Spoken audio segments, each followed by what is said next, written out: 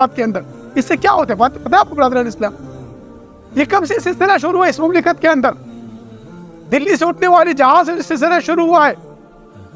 سب سے پہلے تو حکومت وقت کو چاہیے، اداروں کو چاہیے کہ ان جو لوگ بیٹھے ہوئے ہیں یہاں پر، جو مخصوص طبقہ ہے، جو لوگوں کو یہاں سے مفادات کے ذریعے پروموٹ کر کے، جس طرح آپ نے دیکھا ایک معمولی جیسی لڑکی کو، جو سوات کی معمولی جیسی لڑکی تھی، اس کو پروموٹ کر کے آج کہاں تک کہاں پہنچا دے گیا.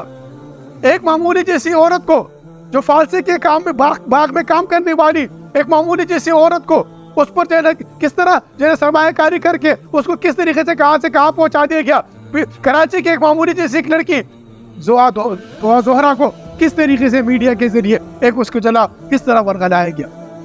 یہ کچھ طاقتیں ہیں، یہ کچھ قوتیں ہیں، یہ چند قوتیں اس مملکت کو اندر سے ڈی اسٹیبلائز کرنا